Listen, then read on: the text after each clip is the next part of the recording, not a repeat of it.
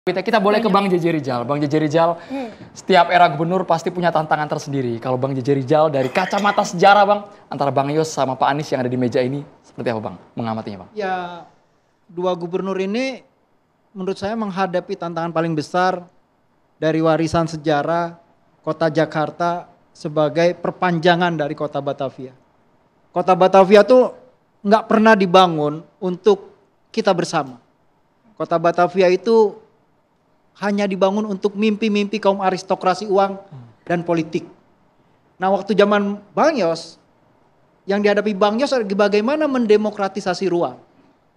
Nah Transjakarta itu cara Bang Yos bukan hanya shock terapi menurut saya. Tapi tantangan pada periode Orde Baru Jakarta sebagai ibu kota itu ruang yang sangat tidak demokratis. Nah Bang Yos itu justru shock terapinya bukan pada masyarakat, tapi pada tata ruang kota agar lebih demokratis. Terutama yang paling kelihatan, demokratisasi di jalanan. Bang Yos buka Transjakarta itu, semua orang kata Pak Anies bayarnya sama, punya kesempatan yang sama.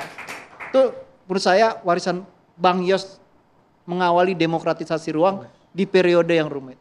Kalau Mas Anies juga sama, menurut saya dia berusaha mendemokratisasi ruang itu, pertama menurut saya buat orang kampung.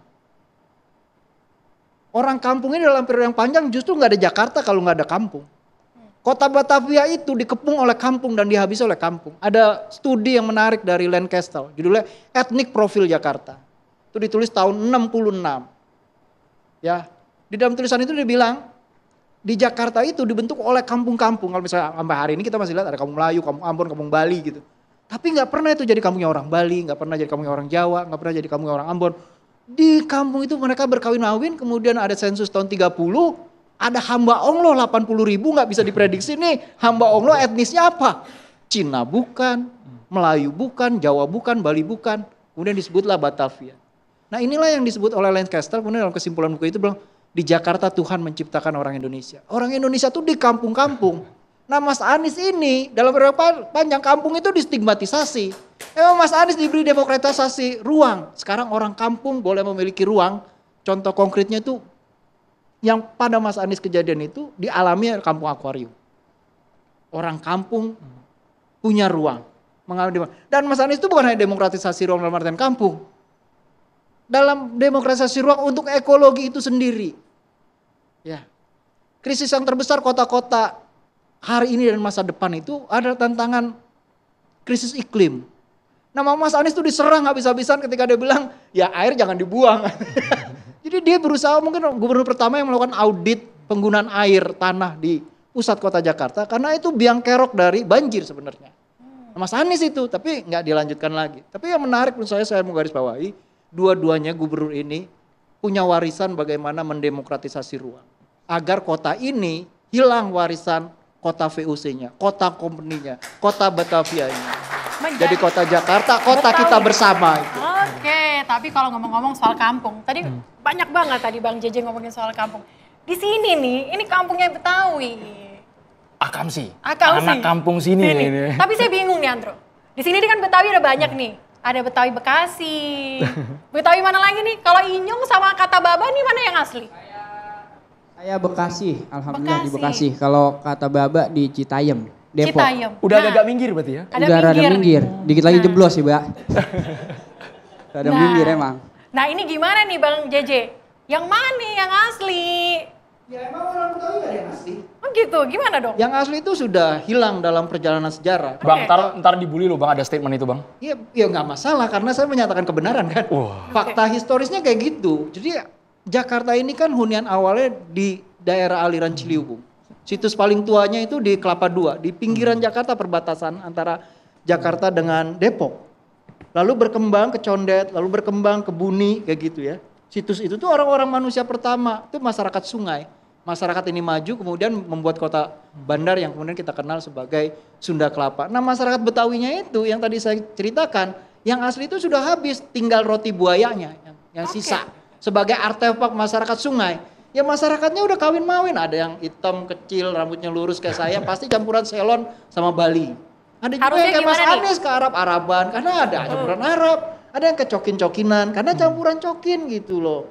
Jadi Dan ini bahasanya juga sebagian beda-beda ya. nah, Ada yang bahasanya juga ada. gaya Senen, Nah, ada betul. yang gaya Ciganjur. gitu ya. Betul. Jadi ada antropolog yang biasa membagi geografi orang Betawi itu menurut penggunaan bahasa. Ada Betawi Tengah, Betawi Pinggir, Betawi Ora, nah Bang Mandra, Bang Nirin itu termasuk Betawi Ora tuh Kalau yang ngomong.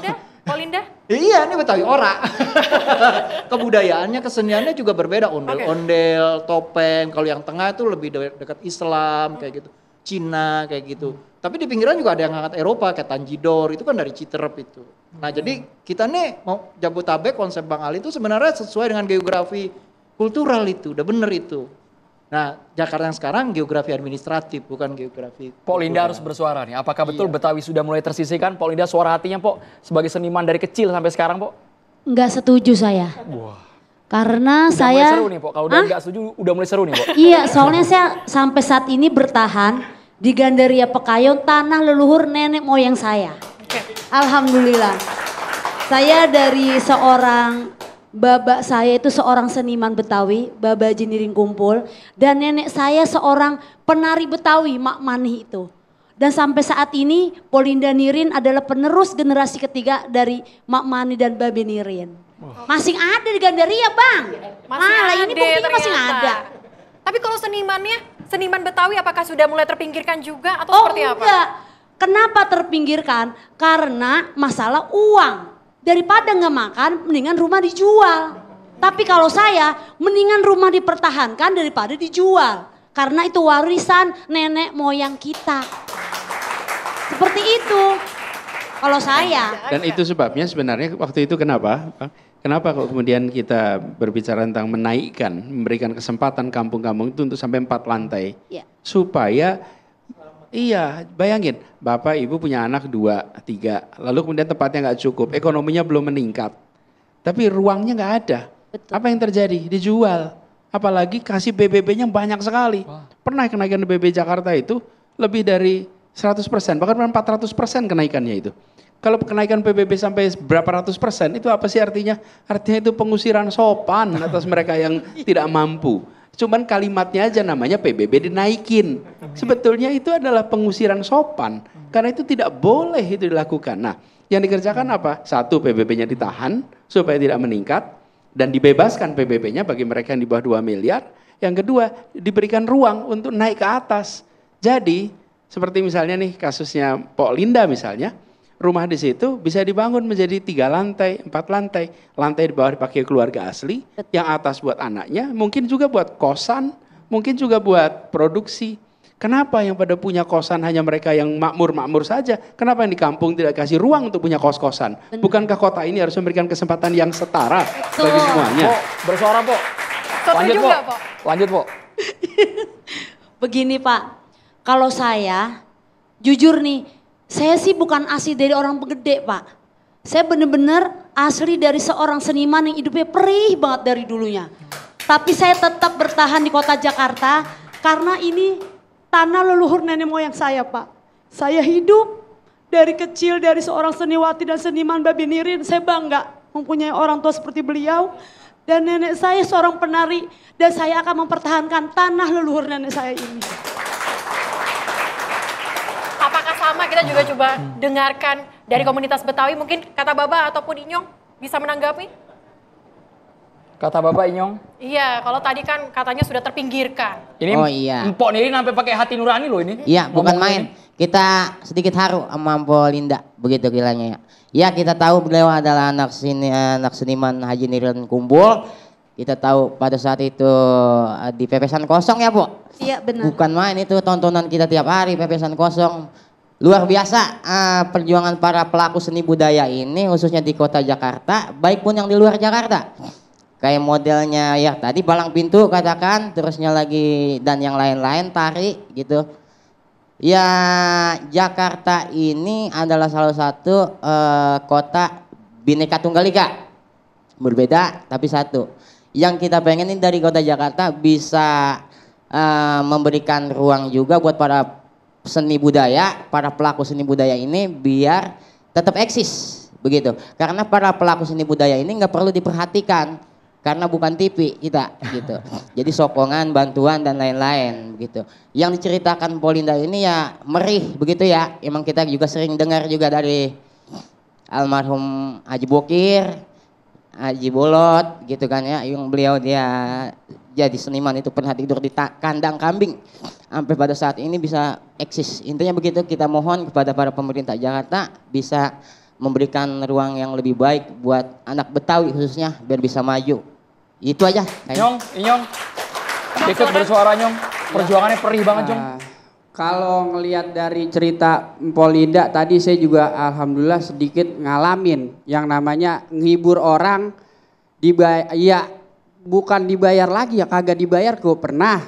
Namanya dulu saya maksudnya berjuang salah satunya juga buat ngenalin lenong Betawi ke warga-warga yang zaman sekarang mungkin ya kurang kenal sama tontonan yang begitu. Karena zaman sekarang juga di TV udah jarang banget tontonan begitu.